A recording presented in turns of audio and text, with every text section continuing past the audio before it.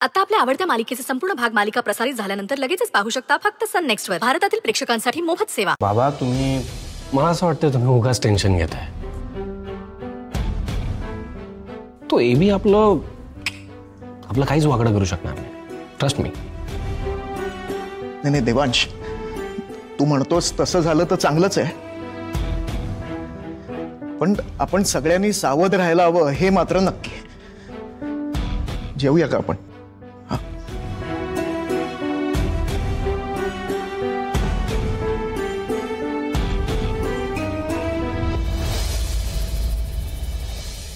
मामा किती वाचले? का म्हणजे काका नाही आलेत अजून.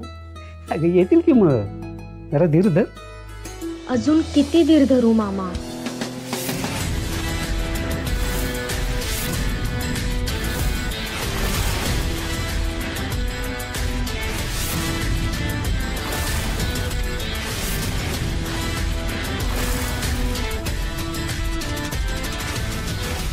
सई, अरे या या या. काका कसे आहात तुम्ही? मी मस्त. तू कशी आहेस? मी एकदम ठीक. आशीर्वाद. हो, यशस्वी भव. काका किती वर्षांनी बघतेय तुम्हाला. तू सुद्धा खूप मोठी झाली आहेस. मागे आलो तो तेव्हा तुला पाहिलं होतं ना, तेव्हा शाळा कॉलेज मधली 2 वेण्या घातलेली अशी छोटीशी मुलगी होतीस तू. पण आता बघ, एक लग्न झालेली मॅच्युअर्ड मुलगी माझ्या समोर उभी आहे. बाय द वे, अगं तो लकी बॉय कुठे आहे? म्हणजे ज्यानं तुझ्याशी लग्न केलंय कुठे आहे तो? हे सगळं इथंच सांगणार आहेस का त्यांना? त्यांना आत तर येऊ देत. कसे आहात तुम्ही? छान आहे. तुम्ही कसे आहात? नमस्कार. नमस्कार सर. किती वर्षांनी भेटलो आपण. कसे आहात तुम्ही? कसा दिसतोय? अगदी पूर्वीसारखेच स्टायलिश आणि रुबाबदार. आणि तुमचा स्वभावही तसाच आहे अजून. म्हणजे तेव्हा सुद्धा तुम्ही आमच्यासाठी काय काय गिफ्ट घेऊन यायचात आणि आता सुद्धा घेऊन आलाय. अहो काय तुम्ही पण इतके जड गिफ्ट घेऊन असं उभं करतं का कोणी त्यांना? द्या द्या द्या. म्हणजे गरज नव्हती, पण थँक्यू. तुम्ही उभे का आहात? बसा ना. अहो तुम्ही दर्शन घ्या ना. हो. सई, प्रसाद दे. हो.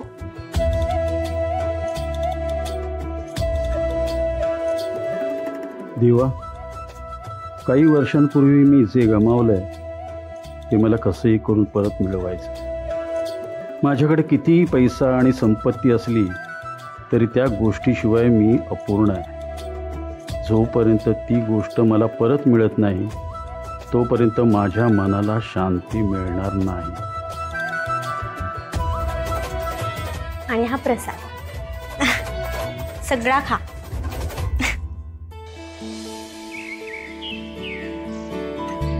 खूप दिवसांनी इतकं पोटभर जेवलोय. नाही खरंच, वहिनींच्या हाताला इतकी छान चव आहे. जेवण इतकं चविष्ट झालं होतं. Really appreciate. Ma'am, you are lucky. तुम्हाला एवढं सुंदर जेवण बनवणारी सून मिळाली. पण वाईट एवढंच गोष्टीचं वाटतं की वहिनींची भेट नाही झाली. मिस्टर देवांश, नेक्स्ट टाइम जेव्हा आम्ही येऊ तेव्हा please see to it that वहिनी घरी असतील आणि आमची भेट होईल. आता आपला सगळा फोकस हे कॉन्ट्रॅक्ट कसं काय मिळेल याच्यावर आपलं लक्ष केंद्रित पाहिजे. या राईट. आपल्याला एबी समोर स्टँड आउट व्हायचं. आपल्या ज्या काही स्ट्रॅटेजीज असतील त्या नीट पॅन आउट करा. ऑफकोर्स तुम्ही असताना आम्हाला काळजी करायची गरज नाही. आम आय करेक्ट? ऍब्सोल्युटली. तुम्हाला काळजी करायची खरंच गरज नाही. कारण आपल्या समोर कोणी उभं असलं तरी आपल्या बाजूने best businessman of the year Devansh Jahagirdar. त्यामुळे हे टेंडर आपल्यालाच मिळेल. Trust me. ऑफकोर्स आम्हाला देवांश सरांवर आणि तुमच्यावर पूर्ण विश्वास आहे. चला येतो. या. Okay, thank you. Thank you so much. या. हो हो हो मी सांगतो ना. मी हिला म्हणजे आपल्या भैरवीला आणि देवांशला सांगतो हे सगळं. हो हो मी तुम्हाला नंतर फोन करू का? हा मी नंतर. जानकी, हे जानकी, जानकी, जानकी, जानकी. अहो अहो काय होते तुम्हाला? अहो असं काय करताय तुम्ही? अहो देवांश, ताई, ताई लवकर या. बाबा काय होते तुम्हाला? बाबा. देवा, देवा, रिया, अगं बघ ना बाबा ना काय होतंय. ओमी, बाबा काय होतंय तुम्हाला? ताई लवकर या. देवा, दादा काय होतंय तुम्हाला? कुठे काय काय काय झालं बाबा? बाबा बाबा बाबा बाबा बाबा काय होतंय? मला काय झालंय बाबा? देवा बघ ना बाबा ना काय होतंय. जानू जानू जानू काम डाऊन काही होणार नाहीये बाबांना. बाबा रिलॅक्स रिलॅक्स, शांत बाबा. पाणी पाणी पाणी घेऊन ये पटकन. तू शांत हो, शांत हो. बाबांना काय होणार नाही. ओके डॉक्टरांना फोन कर.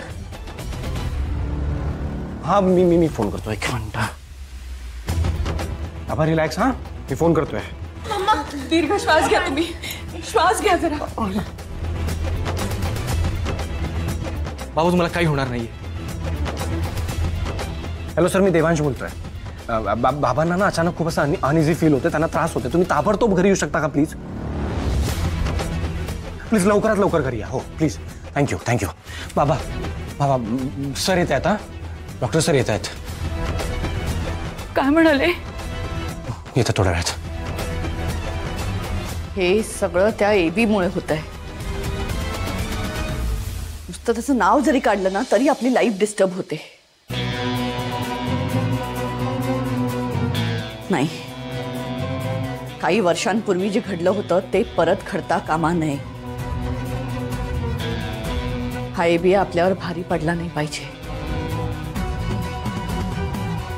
तो आपल्या बिझनेसमध्ये इंटरफेअर तर करणारच आहे, पण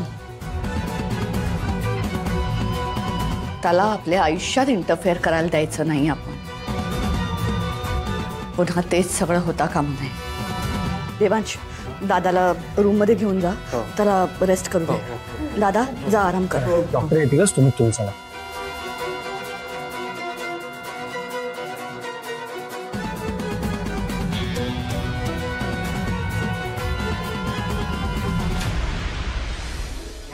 हो. अरे हा वरुण. हो काका खा ना. हो खातो. काय मग वरुण, तुझं कॉलेज कसं सुरू आहे? मस्त सुरू आहे. नाही, नीट मन लावून अभ्यास कर.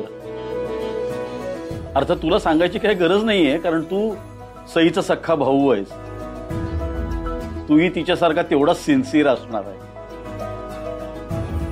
अहो काका, अभ्यास करतो मी, पण मला असं वाटतंय की आयुष्यभर मला अभ्यासच करत राहावं लागणार आहे.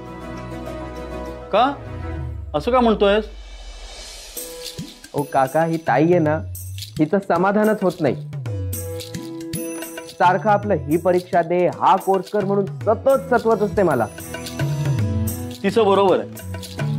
अरे तू मागे राहू नयेस ना, म्हणून ती हे सगळं करत असते. अरे बाबा, आता या जगामध्ये केवढं कॉम्पिटिशन आहे माहिती आहे ना तुला. त्यात जर टिकून राहायचं असेल ना, तर आपला बेस म्हणजे शिक्षण पक्क असायला हवं. कळलं ना? कळलं. बरं, तुला काही मदत लागली ना तर मला सांग. पुढील काही दिवस आहे मी इथे. नमस्कार. सुमनताई, तुमची तब्येत आता बरी आहे ना? हो, मी बरी आहे. पण सर, तुम्ही होता म्हणून माझ्या सईचं सगळं चांगलं झालं. मी तुमचे उपकार नाही फेडू शकणार. प्लीज, तुम्ही असं काही बोलू नका. अहो, मी फक्त निमित्त होतो. आपली सई गुणी आहे, तिचं सगळं चांगलंच होणार होतं. या खास तुमच्यासाठी बनवलेत बरं का माझ्या हातचे मोदक. नाही, मला अजिबात नको आहे. नाही, सईने दिलेला मोदक मी ऑलरेडी खाल्लाय. माझ्या पोटात आता अजिबात जागा नाहीये.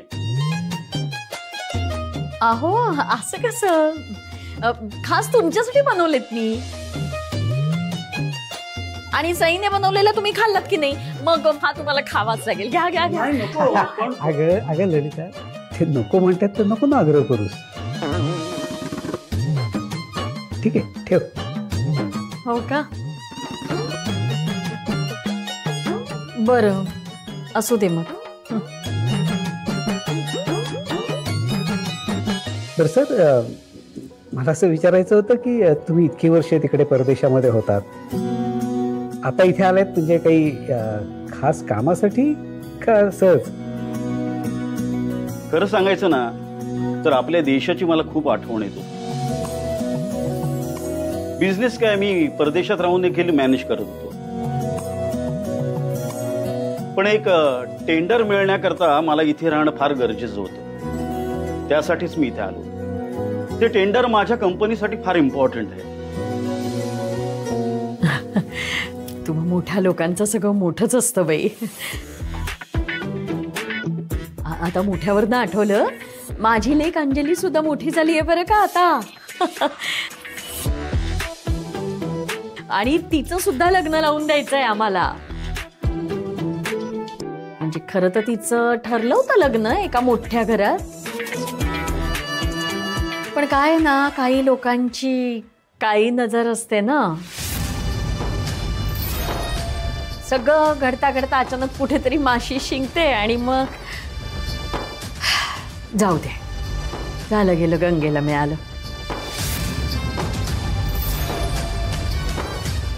तर मुद्दा काय आहे की माझ्या लेकीसाठी सुद्धा मी आता स्थळ शोधतेय. तुमच्या ओळखीचा कोणी चांगला, श्रीमंत, देखणा बिझनेसमॅन असला तर सांगा आम्हाला. नाही म्हणजे अगदी परदेशातलं स्थळ सुद्धा चालेल बरं का आम्हाला.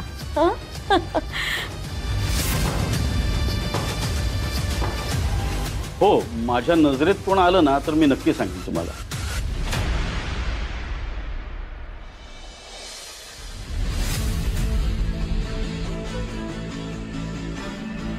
सावकाश. आता डॉक्टरांनी छान रेस्ट घ्यायला सांगितली हा बाबा. आणि काही लागलं तर मला सांगा, मी इथेच बाहेर आलोच.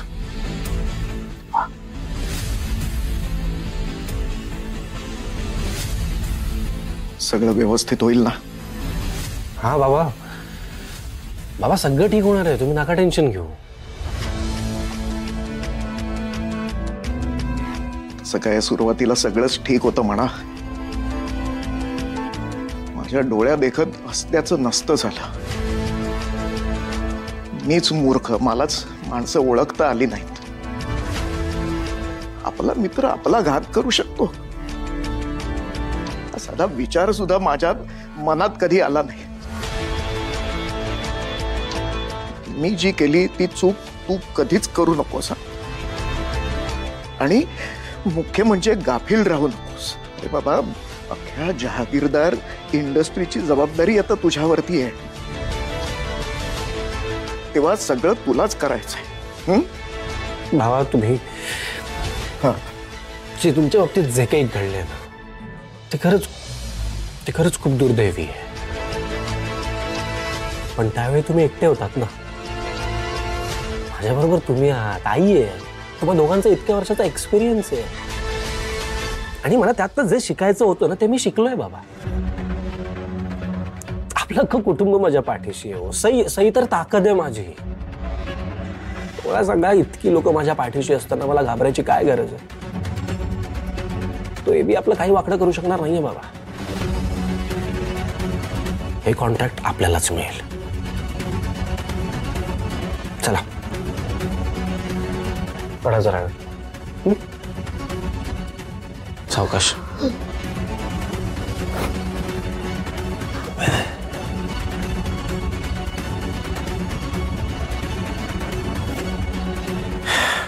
सई, तुला इतक्या वर्षाने बघून मला खरंच खूप आनंद झाला. मलाही खूप आनंद झालाय काका. तुम्ही इथून गेल्यापासून ना खूप काही गोष्टी घडून गेल्या. आणि त्या सगळ्या मला तुम्हाला सांगायच्या होत्या. दिसतंय ना, तुझं सगळं आयुष्य बदललेलं दिसतंय. तुझ्या चेहऱ्याकडे बघितलं ना की लगेच लक्षात येतंय की तुझा नवरा तुझी खूप काळजी घेतोय, तुला खूप जपतोय. खरं ना? हो, त्या बाबतीत खरंच मी खूप नशीबवान आहे, जे की मला सरांसारखा नवरा मिळाला. Good, very good. मग कधी भेट घालून देतेस त्यांच्याशी?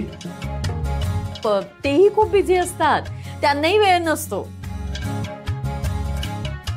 That's good. काय काय करतात काय आमचे जावई बापू? तुमच्यासारखेच मोठे बिझनेसमन आहेत. That's great. कसला बिझनेस आहे त्यांचा? ते जागीरदार इंडस्ट्रीजचे मालक आहेत.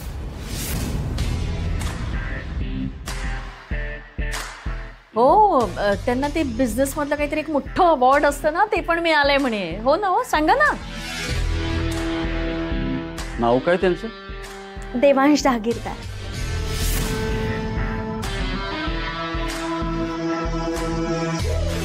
म्हणजे शरद जहागीरदार. हा, बरोबर ओळखलं. ते त्यांचे वडील.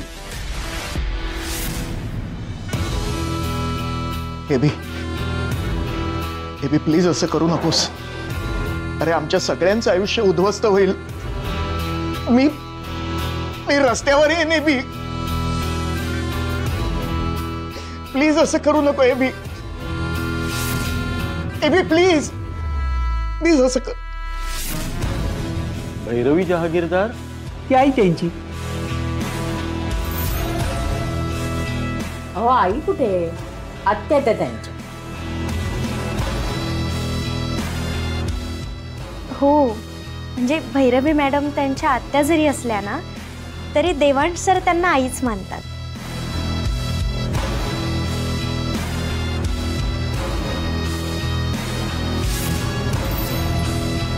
दादा,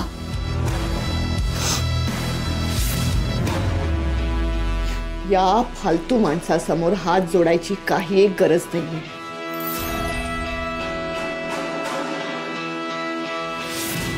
मी तुला चॅलेंज करते.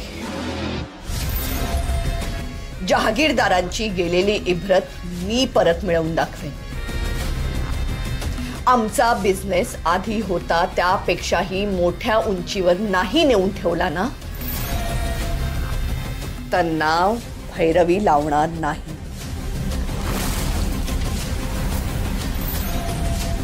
चल दादा.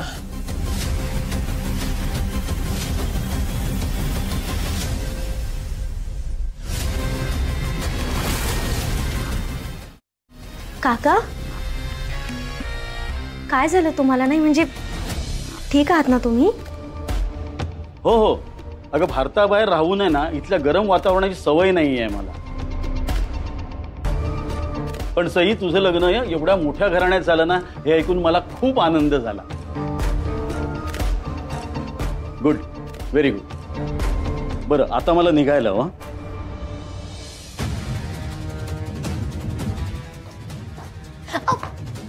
मी ठेवते ना.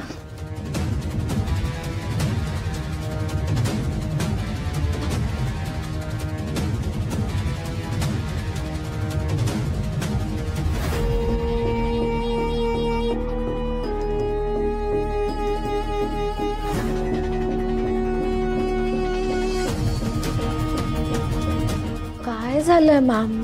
तुम्ही अपसेट आहात का? ऑब्विसली असणार ना. मी पण ना काय विचारते, आता ती सई प्रत्येक गेम तुमच्या समोर जिंकते म्हटल्यावर तुम्हाला राग येणं, तुम्ही सॅड होणं, दिस इज व्हेरी नॉर्मल.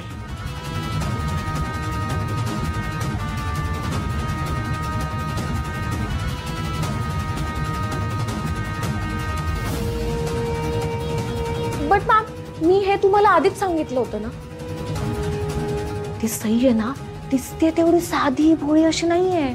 एक नंबरची ओव्हर स्मार्ट आहे.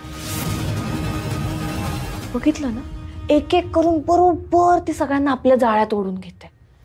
हाच तर गेम आहे तिचा, आपल्याला एकटं पाडायचं आणि बाकी सगळ्या लोकांना आपल्या अगेन्स्ट भडकवायचं.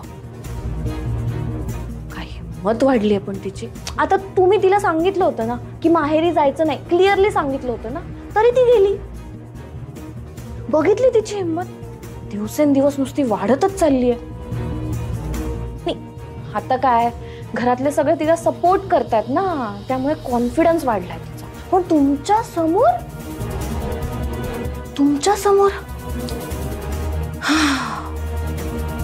बट मॅम तुम्ही अजिबात टेन्शन घेऊ नका, माझा फुल सपोर्ट आहे तुम्हाला. आपण दोघे मिळून त्या सईची ना अशी वाट लावून टाकू ना. हे चुरू चुरू चालणारं तोंड आहे ना ते बंद ठेव, गप्प बस थोड्या वेळ. आणि तुला काय वाटतं ग? हा, मी त्या सईमुळे इतकी डिस्टर्ब झाले, तिच्यामुळे माझं डोकं दुखतंय. सई माझ्यासाठी एका मुंगीसारखी, मी तिला कधी चिरडून बाजूला टाकू शकते.